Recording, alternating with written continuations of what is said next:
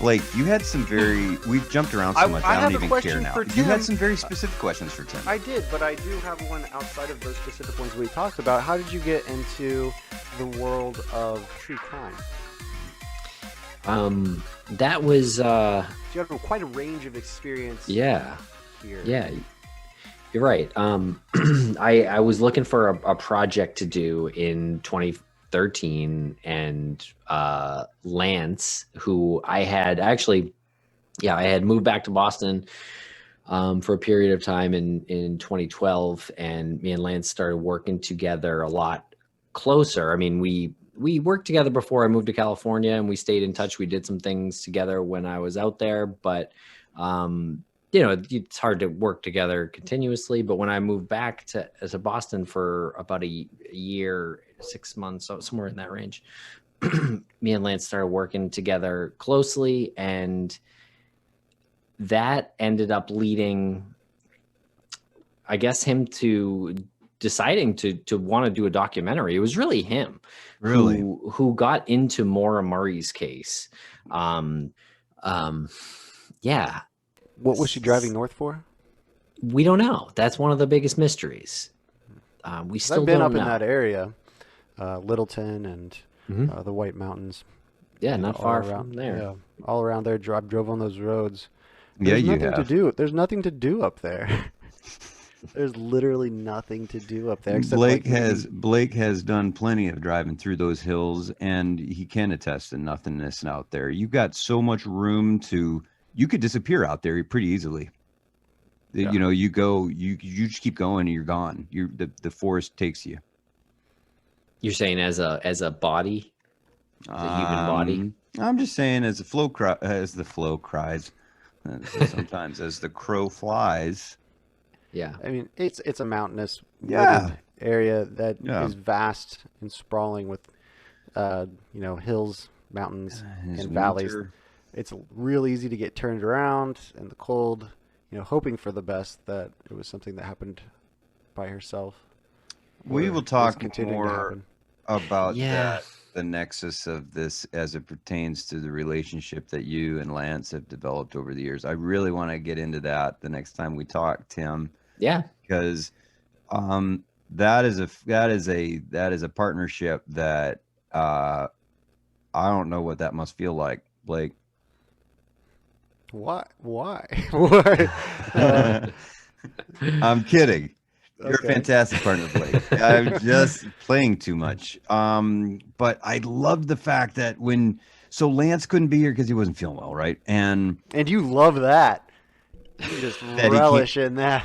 I love the fact that Lance couldn't be here because he's not feeling well, right? There's a little bit of Schadenfreude. Oh man, it feels so good to know that I'm not the only person who gets sick. No, not at all, man. I'm really disappointed that he couldn't join us tonight, but I love the fact that when I said, hey, we could reschedule if you'd like, or, Tim, we could just go ahead and go. And I jokingly said, if you want to bring somebody else with you to make you feel safe so that you're not alone with Blake and me, the strangers, you could. And you said, I can't think of anybody else I'd want to do it with. Oh, man. Hey, my heart. Never heard that before. Yeah, it's true. I mean, yeah, I don't know. I mean, who else would I wouldn't understand what we'd be talking about if it wasn't Lance, we wouldn't be talking about God, I love that, man. I absolutely love that. Those bromances, and I'm just gonna call it that because I think it's okay to have bromances, to have friendships that just are real, and we've become so, and the pandemic has not helped at all, but we've become so insular as individuals, and then throw pandemic on top of it. This is the best right now. The three screens we're seeing right here. This is kind of the best we can accomplish right now. This wouldn't have happened like this years ago. We wouldn't be talking. I'd be too lazy to get up out of my house and go drive up to Massachusetts to make this happen. Did they have group chat on Skype? They did. No. Yeah. Did I they? Remember, this would happen many years ago because I don't have that news kind of money. agencies I don't have multiple Skype money. correspondents from I don't have different Skype money. countries that radio in. Yeah, You it got just Skype wasn't money now. the radio frequency is vast. It wasn't as easy because it wasn't as intuitive. And now it's like, holy crap, look at these knuckleheads, Andy and Blake, who are making this thing happen. And it's happening on a budget of $0. I won't say $0. We don't have a planned out budget.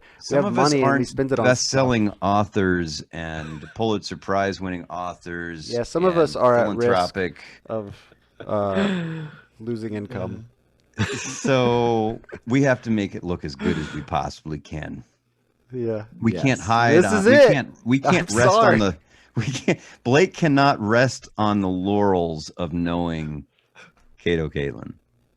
No. Of having worked with the one and only. If I had not had the opportunity to converse with you after knowing that, then I would have killed myself. Oh, wow. That's a little sharp turn. I think maybe. I don't know how serious I am about the game. It's pretty serious. I know. It's serious stipulations. Let's talk about the seriousness of the game. Because when you play the game, you get into the public sphere. Tim, do you have a public Facebook personality profile? Like I'm a public personality profile? No. You do not. Have you contemplated creating one? Yeah, I have. Only because people have requested to follow me, and my current pages are, friend me, I guess. And my current page is really just full of pictures of me and my family. Like, I don't really want to accept people that I don't know. Like, it's very personal stuff. Like, I want my friends and family that I know in the physical world to see that stuff. Yeah. And unfortunately, in the Maura Murray case, there are a lot of trolls, and not everyone. It's a very small percentage, but there are some real jerky trolls who deliberately will try to infiltrate and things like that. And knowing that, I can't let people in. And some of these people, I have to say, have been, charged with serious crimes. Some of them, involving minors and things like that. So I really don't want to take any chances with that, letting people in. And I probably have already, but I don't know. I get a little it's a job hazard. It is a job hazard. Yeah. You're a public person. You're a public personality. You put yourself out there. You have to maintain connection. How did you feel the first time you put yourself out on the interwebs with me? Me? How did you feel? How did you feel the first time you knew that our videos were going out and they were going to actually be seen by people? Sickly. Yeah. So it made you feel sick. Disgusted. And it's because you knew you intentionally, willingly gave up a good chunk of your personal life, a good chunk of your privacy. And when you I know where you're going with this. You're feeding into cancel culture. We are going there. Thank you. I am so fucking good at this job. When it comes to bringing us back on track, if I do remember what we're talking about, we're gonna make it there. It was a good segue build-up. It just took so long. Yeah. It was good. All right, we'll work on that. Good. I could feel it when you brought it. I was like, oh, I know where he's going. Oh, I know what's happening here. We're not talking about Pan Man now. You know that I had taken my Facebook off, but I had put it back on because of the same reason. I had no fame. You didn't get off it on protest, right? Like I got out of protest. No, did you get off Facebook initially out of protest or just out of privacy concern or some other reason? Out of protest. Okay, because I was asking, I was getting real Tiger King about it and hoping that somebody would take care of this guy was being a real jerk and maybe putting it on Facebook like, hey, this is this guy's name and where he lives if anybody is. What the hell are you there and so inclined. It was a big thing. I got off Facebook. You went to you were put in Facebook jail. Tim, have you ever been put in Facebook prison? It's a whole deal. I don't believe so. No. Do you know what I'm talking about? Yeah, I think people get punished in some way. It's the epitome of Facebook controlling cancel culture on their platform, which they have the full right. I won't argue. They have the right to do that. Yeah. Which then raises the flags for people who are a little more prominent in our society to then be addressed by the people that they work for, even without them knowing it, that they're getting fired or they have gotten fired. Yes. So you get put in Facebook jail and you're famous, you better count your days, bro. Well, Trump was put in Twitter jail, right? Did I don't know that he was put in. Was he also put in? Yeah. Did he ever use Facebook? Yeah, he was kicked off both platforms. I think the same day or two. Yeah. Can you imagine that? You go from hero to zero, hero, and you know, in somebody's eyes, some people, he's their hero. You go to from hero to zero. That's like retiring from the military. I know what that feels like. It's like thank you for your service. Thank you for your service. Here's your coin. The VA is down the hall. That'll be your first stop. Yeah. X-rays are to the left. Motrin dispensers to the right. Oh wow. Okay. I'm gonna bring this back. One, I'm sorry that I ruined your segue. Two, it's all right. Did you had a Facebook at one time, or you had a Twitter, you had some type of social media at one time? How old were you? Tim. Is that for Tim? Yeah. Yeah. Oh, I don't know. I think I started the Facebook when I like 2008. Like I think I started Twitter in 2009. Yeah. Did you put dumb stuff? So you're about 10 years old at that time? I was around late 20s, maybe. Yeah. You got into it late. You got it. No, that's the right time. Late 20s. I think that was around the time, maybe a year or a year or so after the platforms got really popular. 2009, right? Did you ever put something stupid out there? Totally. Yeah. Something you regret? Yes. And you deleted it?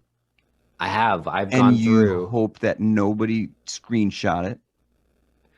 What can you do? I mean, so that's the case of what happened to James Gunn back in 2017, 18. That's a very good and that's exactly what happened. It was 11 years prior that he had made an insensitive comment.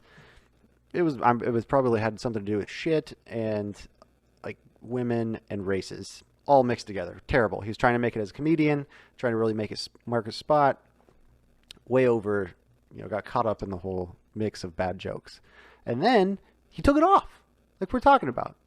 Took it completely off. It was off the internet. Somebody dug it back up, threw it out there, said happy birthday. Here's I had a nice little bow on it. Lit that bag on fire, walked away from the door, waited for them to step on that bag of shit. Do you figure something like that coming back to bite you? Do you? Yeah, I mean, we have people trying to do this stuff to us already. Like, so I don't think I'm hoping I've cleaned everything, but I would think, and with that said, I've definitely written some stupid shit that is not going to seem funny at all today. It's just going to seem stupid. And it, and it was like that's a really good point. That's a really good point. And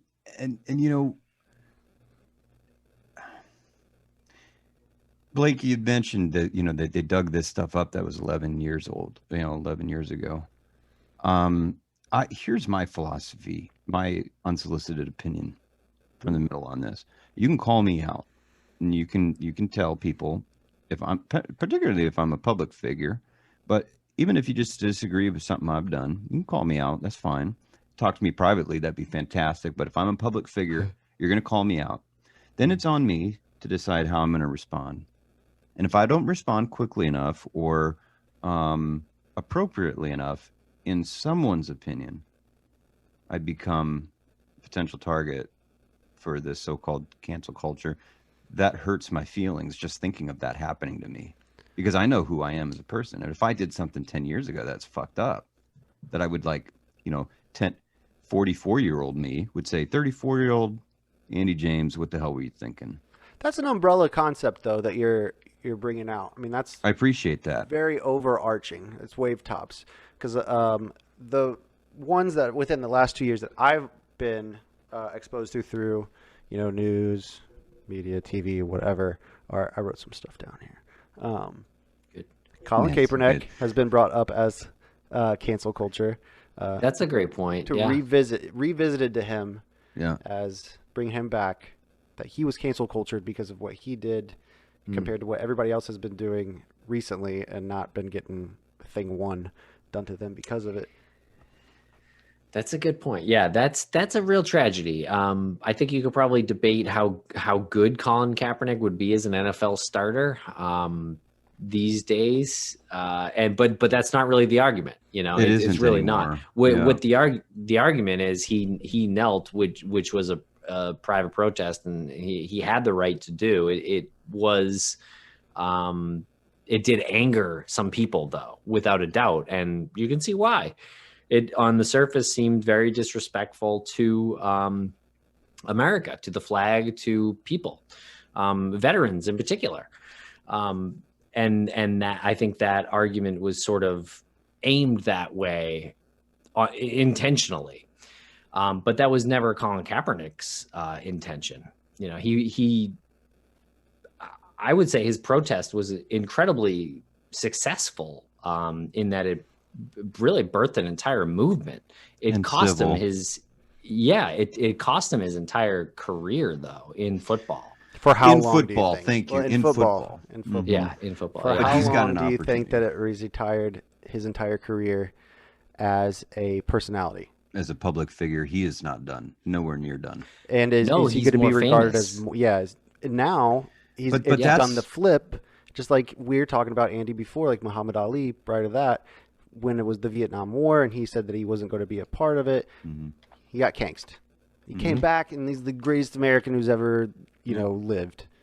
Yeah, winning has that effect. I think winning fights or winning anything has that effect.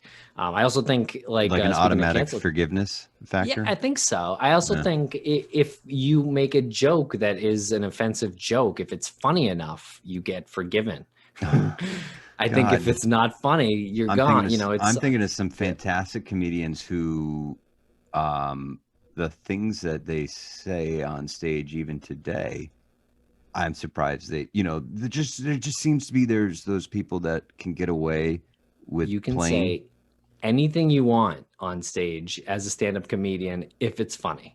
Yeah, and it's done without malice, and it's that fine, delicate spot where it's like, where is the artist making fun of the reality, and when are they making fun of an individual or a group of people? Totally different situation. No, you're right. Or themselves, ultimately. Or themselves, the best humor, in my opinion. Right. Stand-up's kind of a good example, I think, is Anthony Jeselnik, who is one of my favorite comedians. I think he's hysterical. And he makes really offensive jokes at times. And some of them I don't laugh at, but a lot of them I do. And I think his goal is to make you laugh in spite of yourself. Like he made one when he made a joke on Twitter when Kobe Bryant died, and that was a tragedy. Awful story. His daughter died with him, but there was like an article that James Corden's show got picked up or something like that. That was released that same day, and he quote retweeted it and said something like, "If this day couldn't get any worse." And I mean, as a joke, like that's so on brand for him. Like he's fine. Like that is a super offensive joke. It's not unexpected from the persona that he has created and nourished. Is that discussed prior to posting though? Yeah, I think he thinks about this stuff. Yeah, I definitely think he's very conscious. For sure. Well, because Roseanne Barr was like that. She's a known asshole, and she put a real ignorant asshole comment on the internet and got immediately canceled. If she would have, do you think if she would have said, "Yeah, I made that comment, I'm Roseanne Barr," instead of being like, "I was all jacked up on Ambien and wine," would she have a possibility of resurrection of being? What was it that she said again? Stupid. It was some insult to somebody. It was it was like a racist joke. I wanna let me try to Google this real quick. One thing that I've learned in the past 2 years is never make a joke about Adolf Hitler in public or the Nazis because you're just fucked.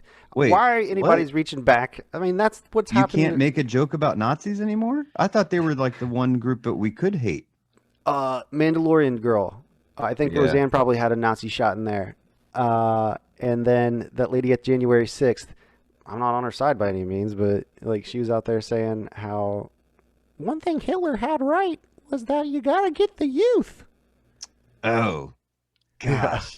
Was that Marjorie Green? It wasn't Marjorie Green because Marjorie Green doesn't apologize for anything. This lady was like, I'm sorry.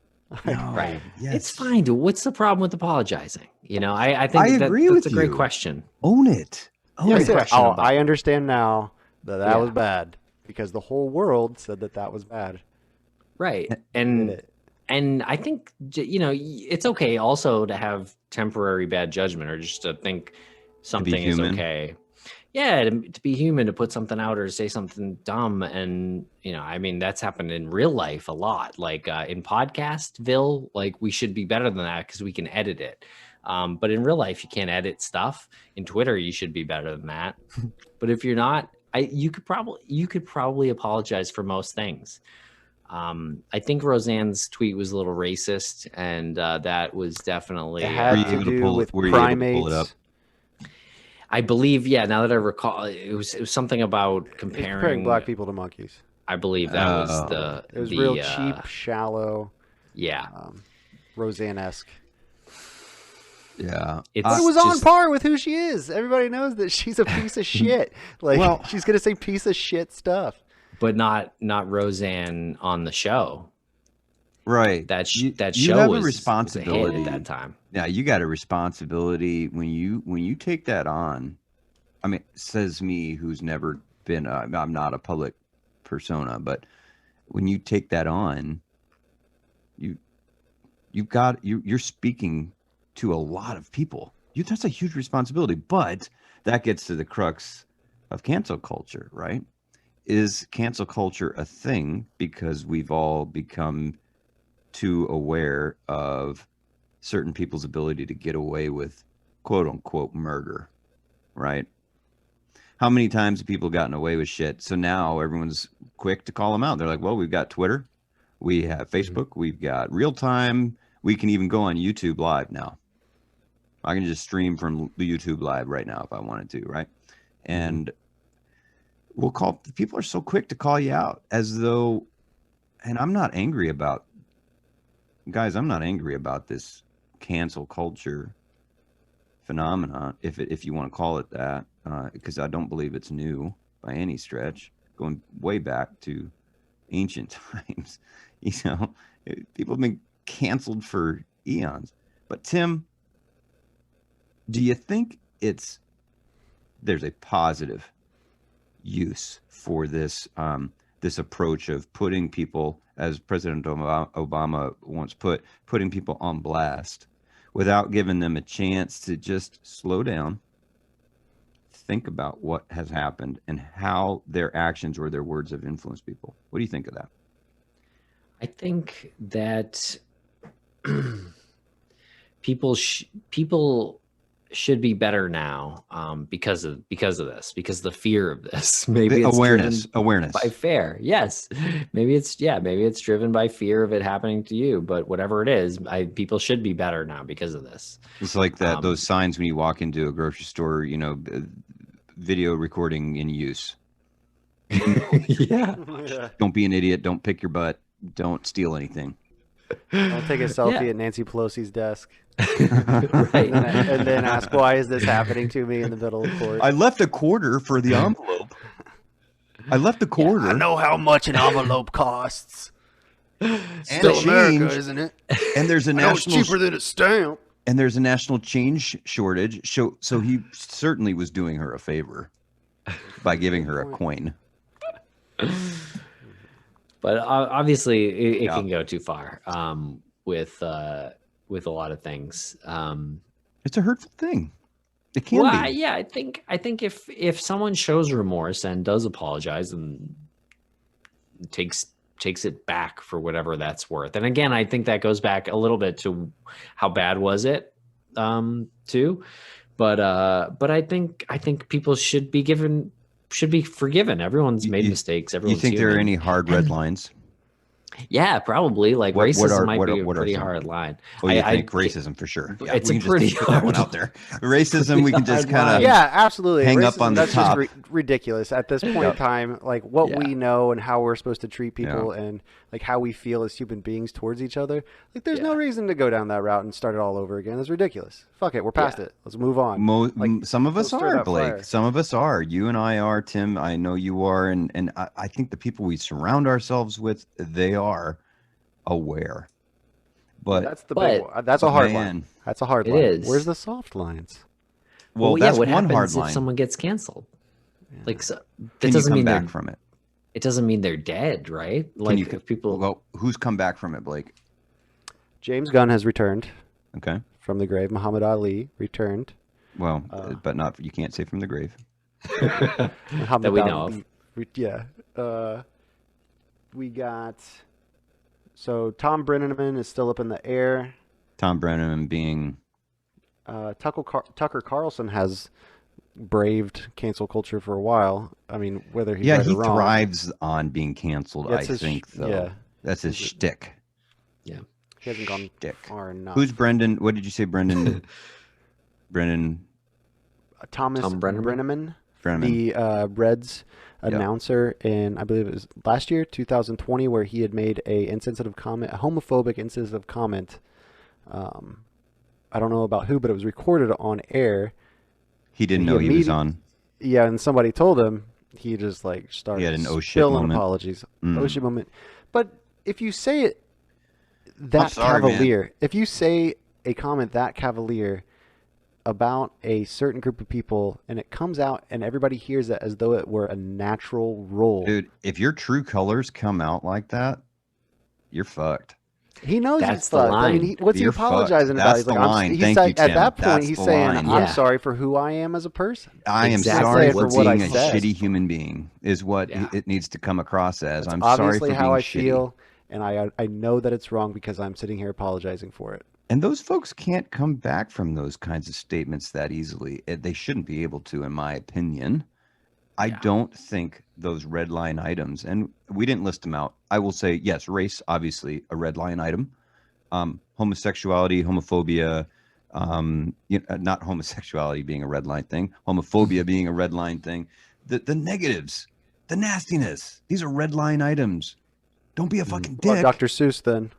Well, Dr. Seuss, I don't know that I think that I don't think Dr. Seuss falls into the category of cancel. I'd never really heard of any of those 6 books. I'd never been. And they canceled those books. They withdrew those books themselves. Nobody canceled them. Yeah, the dentist had every Dr. Seuss book in the world, and I don't remember one of those motherfuckers being on that stack. Yeah, as the dad of a couple of young kids, I've read a lot of Dr. Seuss books lately, and never heard of any of those. And Andy, let me see if any of these ring a bell for you. All right. To Think I Saw It on Mulberry Street. No. Well, yes, I remember that name. I can't tell you. There's Mulberry Street in every single town in America. Okay. McElligot's Pool. Nope. That just sounds weird. I can't even imagine. I went to McElligot's Pool, and he told if they me had to withdraw, if they had to withdraw that title, they need to. Can we read the story about the old man's pool? How he makes this. How he decides who gets to be in his pool and who doesn't get to be in his pool. And then the next one is On Beyond Zebra. Oh, I wonder. And then I don't know if this is the sequel to Green Eggs in Hand or the precipice to it. Did you say Green Eggs in Hand? Ham. Okay, I just want to make sure you understand the right. Oh, I know Green Eggs in Hand very well. You're reading that every night, I bet. Tim, like you, so Blake, here's the enjoys the benefits of being a father with a young one. Yes. Yes. Green Eggs and Ham all day long. And so what you got, Blake? So here's the title of this. Scrambled Eggs Super. Super? I don't feel like it came after Green Eggs and Ham. I feel like it came before. It's Scrambled Eggs Super. What? Yeah, never heard of those. Not classics. And then the last one is The Cat's Quizzer. Oh. Yeah. And those are the they 6. At least get do they get 2 Z's in that? Those are the 6. Yeah. Those are the 6 that got identified by the company themselves to stop production, not recall from every outlet in the world and burn them. It's not. I don't think that's that big a deal. No, they can absolutely, a publishing company, say, hey, that's not in line with our culture, because companies are Tim, you're an owner of a company, Crawl Space Media. Is that a limited liability company? It is, yeah. Yep. So your limited liability company is an entity of its own. It has its own life. You are not your company. Your company is its own U.S. entity, U.S. person. The choices that we make as owners of companies, right? That it absolutely determines how well we do in business, how well we perform in business. That public facing, the public facing persona of the company changes over time, just like a human being. Mm-hmm. It matures, it grows. And I'm sure Crawl Space Media, in its relative infancy, 2017? Yeah. Relative infancy, even though I know that was only the official year. I think you guys get started 15, roughly, maybe 16. But that's right, officially in the state of Massachusetts, you were an entity in 2017. 2017, that's right. By 2027, knowing that you guys are going to be still rocking and rolling hard, doing your thing, killing it with Crawl Space and other projects. Your little LLC that you started is going to have grown legs, grown a brain, grown a body, and it has to be held accountable, right? Mm-hmm. And it knows that. It knows through its board that it's held accountable. You're on the board. You and Lance on the board of Private Investigations for the Missing. Right. You understand about image. Go ahead. Yeah, we did. We are on the board of PIs for the Missing. That our whole journey in true crime led us to that. In investigating Maura Murray's disappearance, that leads you naturally to Brianna Maitland's disappearance. Mm-hmm. And we heard from one of the private investigators in that disappearance, a fellow named Greg Overacker, who was working closely with Bruce Maitland, Brianna's dad. And he liked what we were doing with missing Maura Murray and said that, how do we get to know you? How do we get to work with you doing something like this? And we were just flattered, I was like, holy shit, we're talking to a private investigator now. They're a big deal. Come a long way. Are big deals. I mean, if you've not met one, let me tell you. They qualify for a badge. I'm looking to see if I have one on me.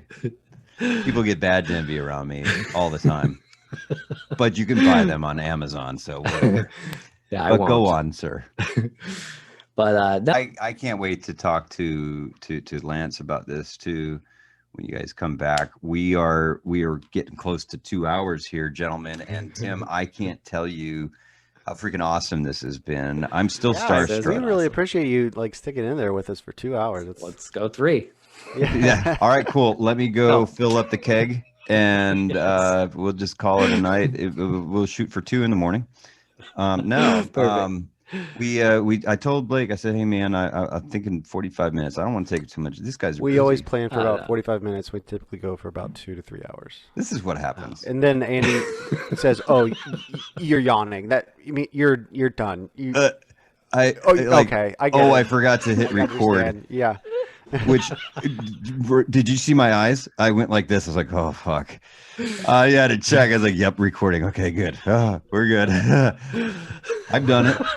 And I've been like, dude. Sorry, you're like, hey, we gotta do it again. Everything, nothing. Nope. Yeah. We're talking for 4 hours and nothing. Our wives hate us. We've just lost. We've literally done nothing for 4 hours. You can always rack it up to practice. We're not, it's practice. We don't have the chops like Tim and Lance, so we have all the practice time we want. Yeah, hey, we have it sometimes too. Technical issues, they happen.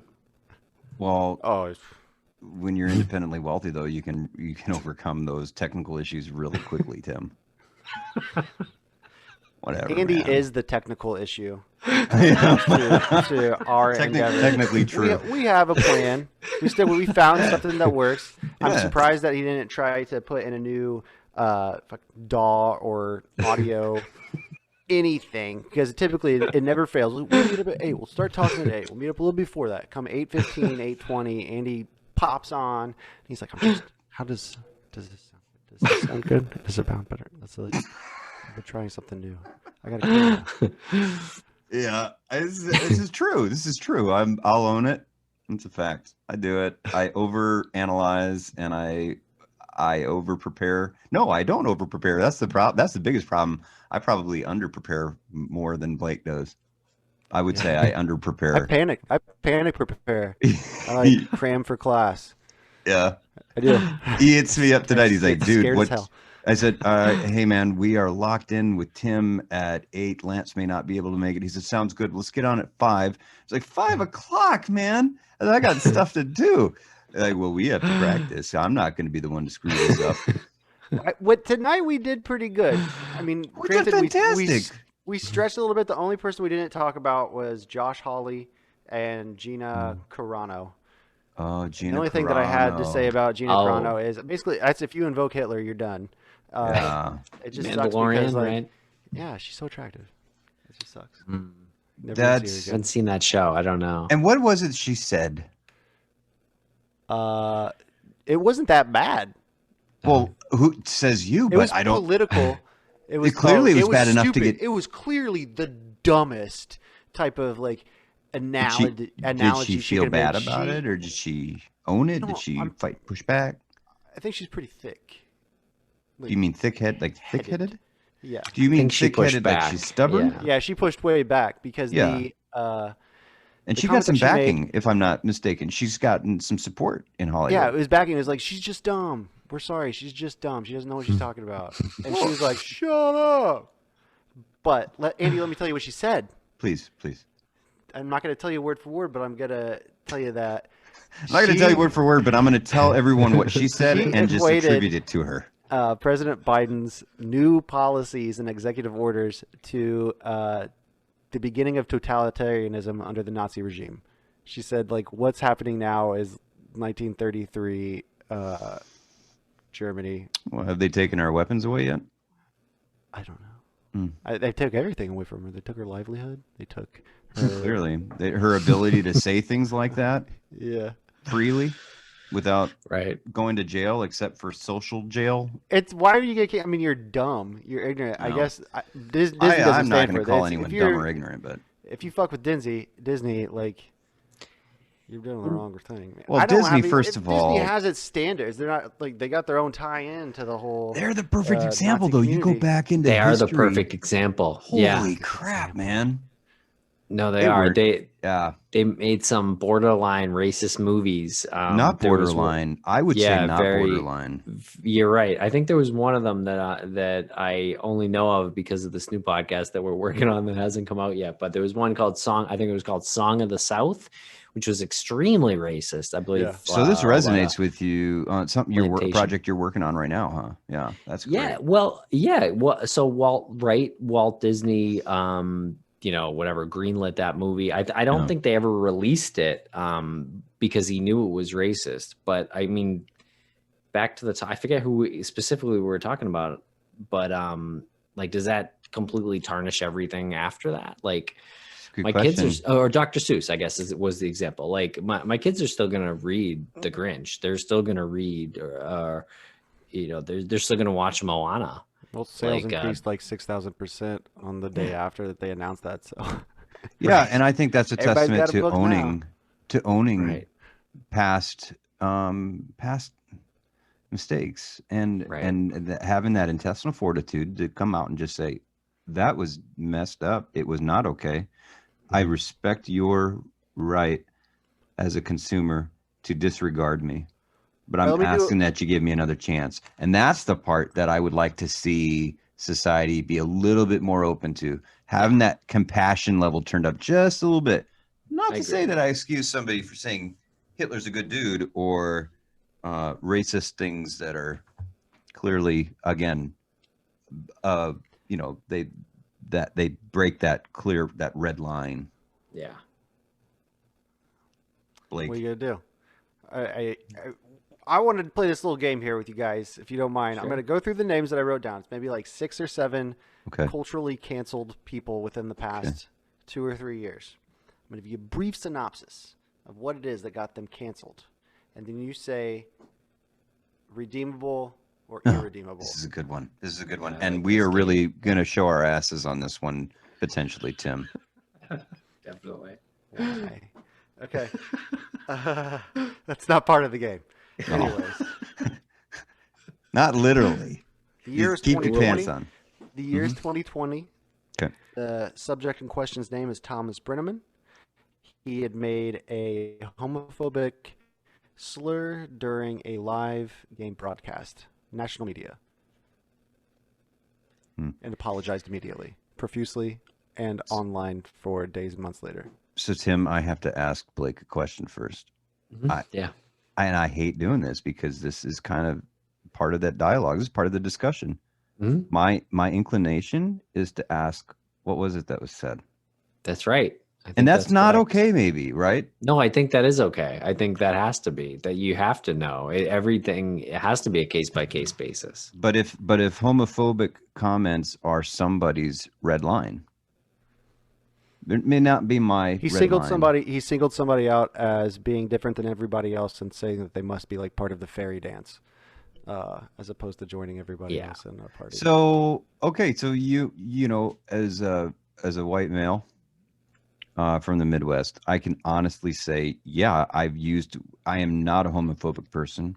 I have friends. Did you use it in 2020? People who are gay. It's like this is 2021 right now. So I know a lot of gay redeemable people. or irredeemable? Okay, sorry. I digress. Tim, what's your answer? I don't think it's redeemable at this point. Is that a politically correct position for you? That's a very safe thing. Do you want to know what was said? I actually don't know exactly what was said. I do remember the story, and I remember hearing about, and it was really just again about how casual it was. I think it was just it was a peek into him, and there's some things you just can't apologize for because he didn't know that the mic was on. That was right. Like he didn't know. Like that's the most. Like Rudy Giuliani in Borat 2 or the second Borat, whatever. Oh my God! Oh my God! That's what the hell Robert was he thinking? Durst. That's Robert Durst. This is what he said. Taking a burping and saying he so killed them all. I say not redeemable. With the caveat that what he said, you said what he said, right? He called St. Paul, Minnesota, the FA extended. Okay, that is capital of the world. Okay. What? Oh my God, that is absurd. That's what he called St. Paul. He said Wednesday night's Reds Royals game when he referred to a city or place as the F capital of the world. So you were just saying St. Paul, Minnesota, as an example. This is from ABC News. Yeah. It was against the Royals, so Kansas City, St. Paul. So they're rivals. Yeah. Why do you keep saying Kansas City, St. Paul? In the same division. I don't know where Kansas City is exactly. Kansas City is not in Minnesota. St. Paul is in Minnesota. Are they the Twin Cities? Did Minnesota move to the National League? I don't know. Sorry. The Reds and Royals play. Twins. No, wait. Twins. Oh my God. This game is not going. They're still in the American League, right? American. Yeah. Okay. Sorry, I haven't watched baseball in a few years. Yeah, they're still in the same division. The Twins and the Royals. Mm-hmm. I don't know what makes Kansas City the F capital of the world, but it seems like it would be a lot more fun and there'd be a lot more attention drawn to it if it were. Music's much better there in Kansas City. We've known that for a long time, and this just pretty much confirms that Kansas City music is probably really legit if it is the gay center of America. Is that what he said? The gay center? Homosexual center? He didn't say it so nicely. He didn't say it so... I don't... Yeah. See, I think that's the problem, right? That's the biggest problem. Yeah, he's an asshole. Get him off the air. I'm with you. Get him off the air. It's also... I can't imagine that's true, right? I mean, not that I know much about that culture, but from what I do know about it, I mean, I've never heard of that. Like, what are they what is he talking about? Like, that's completely, I think he was going out of his way to try to be a jerk to somebody. Yeah, he was. You're that absolutely sounds right. like a kind of an asshole that you don't want on your team. And he was like, all right, using Nancy. their gay Okay, as Nancy. an insult. Yeah. Look, this Nancy boy. And that's the problem. Right. Their gay as an insult doesn't work anymore. Right. And that's an interesting thing. I've said things to people recently, and not nasty things, but I've like, and I've stopped myself and I've said, I just realized that might be offensive. And it started a conversation, and it came out, and we came to the mutual understanding that I had used a term that meant nothing to me. Literally meant nothing. Oh, that's what it was. I said, sorry, I'm being such a girl about I was sick. I said, sorry, I'm just being a girl about this. And then I realized that that's not okay. It's misogynistic, I guess, right? It's not okay to say things like that. You're being a little girl about it. I was being a little girl. But if I say I was being a real bitch about that, to me, that's not sexist, because men and women can be bitches. Clear? That's true. Agreed? I think that's true. Yeah. Meta. That's meta stuff. That's not even. Anyway. All right. So what do you got next? What do you got next? We don't have a lot of time because we want to wrap up. Because you ruined the game is why we don't have a lot of time. Well, you know what? Thank you very much. Okay. I'll do one more. We'll do one more. Cancel me. And it won't be somebody we mentioned before. Okay. It will be. Oh, the person's already redeemed.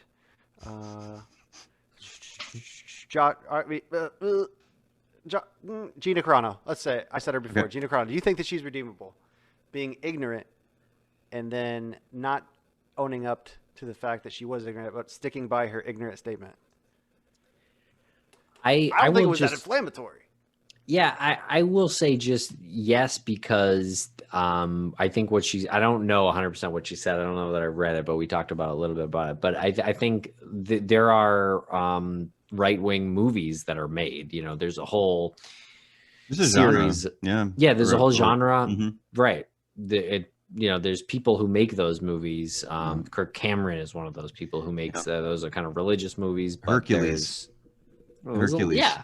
What's his name? Kevin Sorbo. Kevin Sorbo from Mound, Minnesota, I believe, or Osseo, Minnesota, Mound, Minnesota. He still makes movies? He still makes movies. He's making like Godless America or something like that. He's a professor. I watched one of them. He was a professor, and they were trying to take God out of the classroom or something like that. And okay. I see. But your point taken, though. Point taken. Yeah. So even if for her career, she might want to lean into that because she might get more roles because of that. Go back to WWE.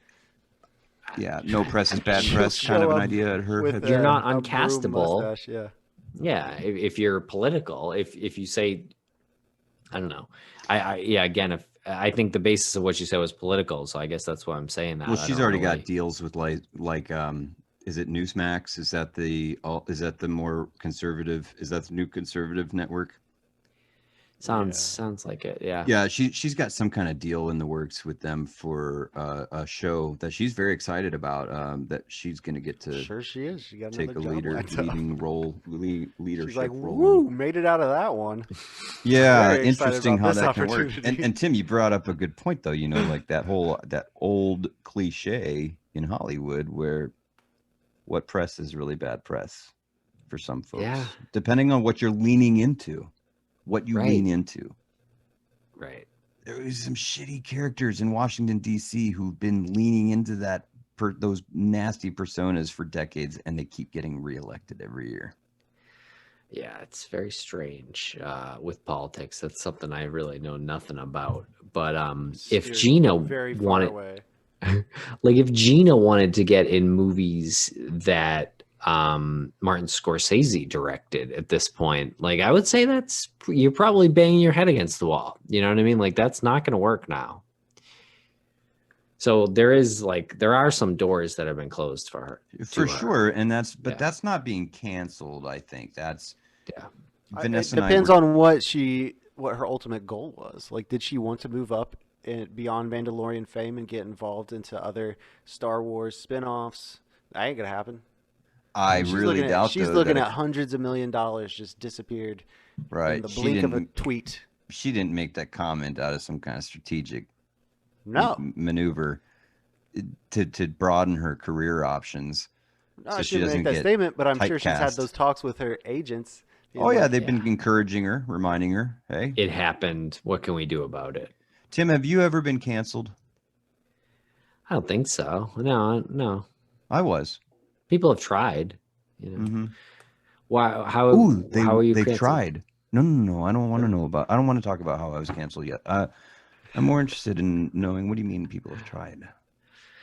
Well, again, the Maura Murray case, it's just it's very it's a hot button issue. So people have written takedown reviews or takedown tweets or things like that. YouTube comments and trying to get people aggravated and things like that. Yeah, I mean, but I think that we understand pretty well what that show is. I think we're on brand most of the time. I think with that said, there's probably been a few times where we've gone a little too far. Speaking for myself, I know I definitely have one time that comes to mind. So it's a work hazard. Honestly, the microphone is a little bit of a work hazard at some point because I have to only work hide out behind it for so long. Yeah, and if you're sitting behind it all. Yes. Yeah. If you're sitting behind it all day and you are angry behind it, then you're probably going to say something you regret. Unless you lean into it and nurture that negative persona that you. Yes. But that's not our brand. But that's not our brand. Not your brand. Yeah. And I love that. I love that about your brand. You absolutely could be shock jocking it right now. Just tearing people up. You absolutely could be. I'm glad you're not. It's harder not to be honest. Much harder. Much harder. It is harder to find compassion. Yeah, it's hard to find compassion sometimes. It's really easy to laugh at people. It's really easy to get mad at people, but man, it can be super, super hard. It can take real guts. But when you hate, that builds your aggression, which releases chemicals that make you feel good and strong and fast and smart. And we got to talk about that. You cry and you hug. When Lance comes on, we'll talk about that because I have a feeling Lance likes to feel good and feel powerful, and dopamine is really important to Lance. I'm sure of it. I really get that about it. No, Lance is so laid back. I can't. Tim, you're a very laid back person, but you are exhibiting signs of ADHD when I think of you next to Lance. He is that calm of a personality. Does that jibe with you? I don't know. You think he's that relaxed and chill? No. We do trade roles though sometimes, so I'm not totally surprised to hear you say that. But I think if you were to ask both of us, we would both say that I would be the more calm one.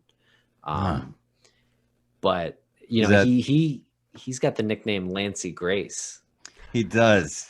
I'm so glad you brought that up, and we would have definitely. Good.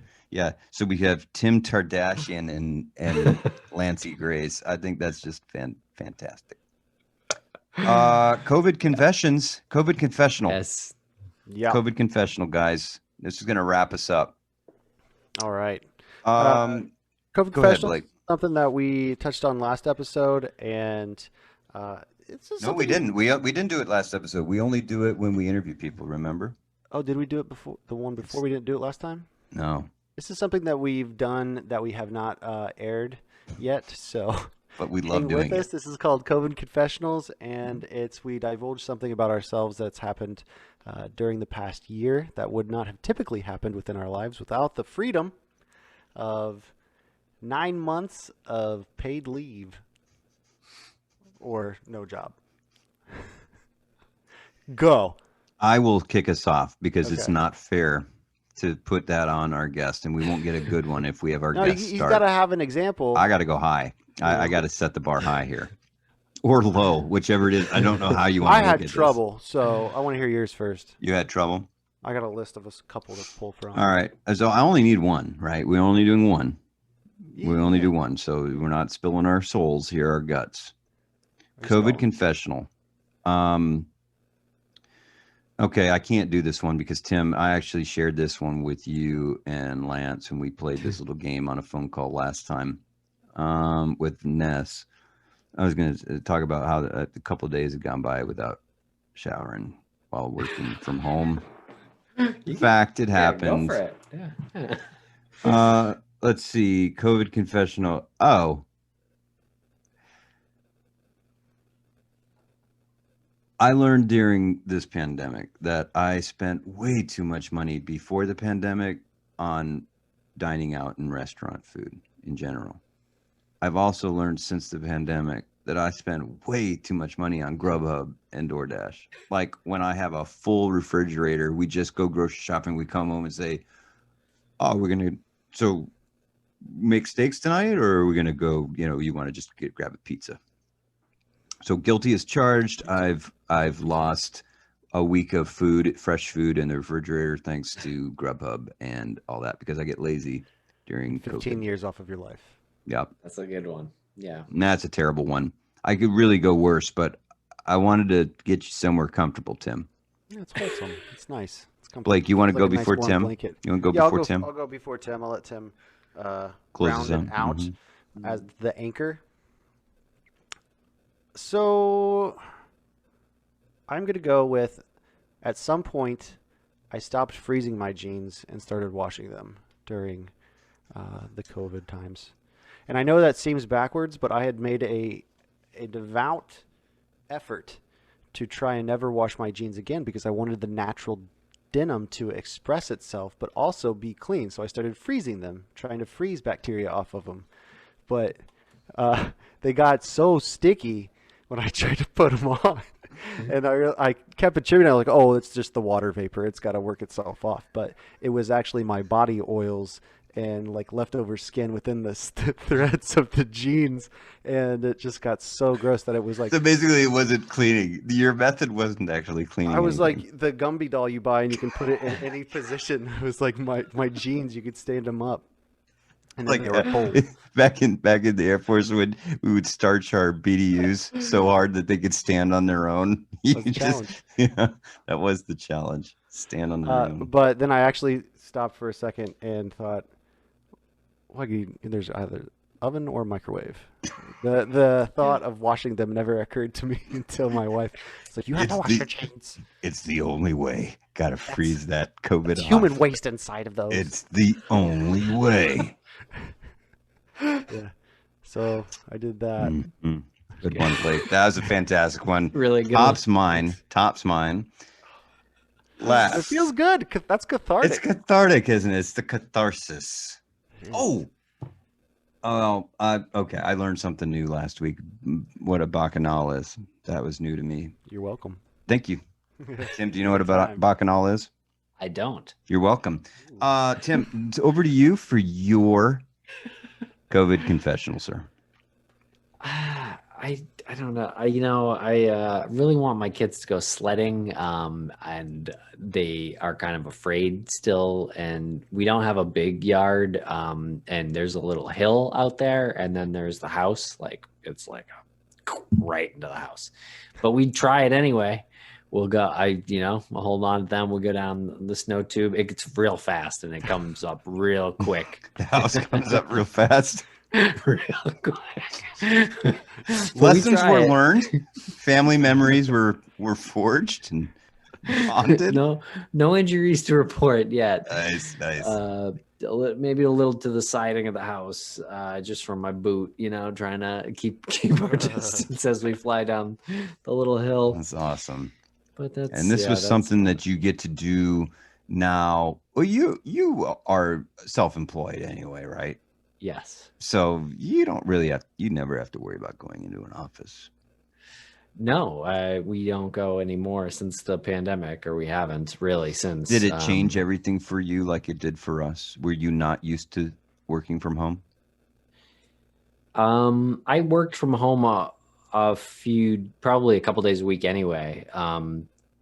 So honestly, it didn't change much, to be honest. I think it made us more efficient, I will say. Oh, that's amazing.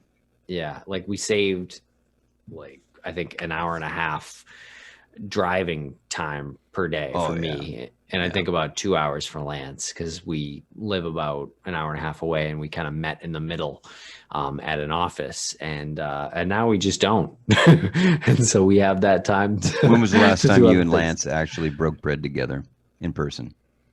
We did get together one point over the summer. Probably was like that long August. ago? Oh, it was 2 seasons. October. What's that, Blake? That was 2 seasons ago. Yeah, 2 seasons ago, literally, and 2 seasons ago, literally, as it pertains to your podcast too. I'm sure, Tim. Actually, October. We were together in October. Okay, all right. Yeah. It's still too long. It's pretty long. Yeah, it's too long. That's what my wife says. Yeah. Shut up, Blake. She's a saint. She is. I can attest to that. Those are good confessions. And those, and I have one question concerning yours, Tim. Yes. And I would like to know if your sledding adventures helped cure your children of their fears of sledding. Was it that they were scared of going too steady and stable, or was it the complete opposite of which they were exposed This to? is fantastic. It's exposure. It's exposure psychology. Tim, I'm going to let you answer this. Well, it can get a lot worse. I'm going to let you answer that, Tim, but I got to say that let's just kind of break this down real quickly. You kids say, "Dad, I'm afraid of Daddy." Do they call you Daddy? Dad, yeah. Dad. They say, "Tim, here's the problem. I am a little bit nervous about sledding." And you say, "No problem. I have a hill. It's about 10 feet. It's just about 10 feet long. It's not a long strip. One and done. You can't possibly you will not go into the street. You will be safe. You will only be coming home, literally coming home. Go to the top, go to the bottom, bing, bang, boom. We'll have bing, some bang, soup. boom, bada bing." Do they have trust issues now because of that sledding foray? Well, they're still so young. I don't have a lot of data points to show still at this point. Points. When you bring the sled out, when you move the sled in the garage, do the children run? Cower. No, we went after this sledding in the backyard against the house. We went once to this pretty cool place not far that has a hill, and my youngest went with me. She's 3. She went down this big hill with me twice. And the black diamond of sledding hills, right? It's pretty good for sledding hill. It's long. It was a long path, I will say. But the oldest would not go. But I don't think it was because of the experience in the backyard. I don't think she really wanted to go in the backyard either. I just kind of made it happen so quick. Made it worse. Couldn't say no. Might have made it worse. I don't know. Yeah. Oh, you're scared? I remember how my uncle cured me of my fear of swimming back in the day. We're going to do that. Spit in my face. Yeah. I'm going to put you on a toboggan and give you 5 feet of snow. But it's like, I gotcha. You're not going anywhere. Like, you're going to be safe. Just don't worry about it. You ever toboggan down a big hill before? I don't think like an actual toboggan? In a wood toboggan. In a wood toboggan down like a mountainside. With that shift of weight. Oh my God, it's terrifying. Especially if you're in the middle, you got other people's legs wrapped around you. You feel like you're going to break in half. Like your neck is gone. You say goodbye. You tell yourself you've lived a wonderful life. And you have that poor asshole in the front who thinks that their feet on the little directional pedals is actually going to do something for the rest of the team in the cart. You're all fucked. It's like those steering wheels in the grocery store carts. You always think you're going to be scared to die, and then you're faced with something like that, and you're just like, you know what? It's been a good ride, and if I gotta go, this is a beautiful day. Good ride. This is it. I might as well go in a toboggan. Yeah, that'll be on my. That'll be on. Became an adult. Andy James, man who toboggans and plays too much. That's exciting to think about. That's an exciting thought. Tim Pilleri, ladies and gentlemen, Crawl Space Media. Tim, where do people need to go right now to go find Crawl Space? Find us at crawlspace-media.com. You can get links to listen to all of our shows and to follow us on social media there. and you're on YouTube, iTunes, Spotify, Twitcher, I think all sorts of different platforms. People can find you. Crawl Space Media and Missing Series, in particular, that we talked about tonight. Tim, fantastic having you here. Blake, you got any parting words for our fantastic guest? I do not. I just appreciate the time that you shared with us and the conversations that we had today, and for sharing your East Coast opinions compared to our Middle Coast opinions. However unsolicited, very poignant tonight. Well, thank you. This is a blast. I appreciate it. Thank you. I appreciate it. So now you can tell Lance how much of a fantastic opportunity this is and how it will advance his personal career in any direction he chooses to take it. I will. Tim Pilleri, ladies and gentlemen, thank you so much for being on our show, Unsolicited Opinions from the Middle. I am Andy James, and this is Samuel Blake. This has been Unsolicited Opinions from the Middle. Until next time, folks.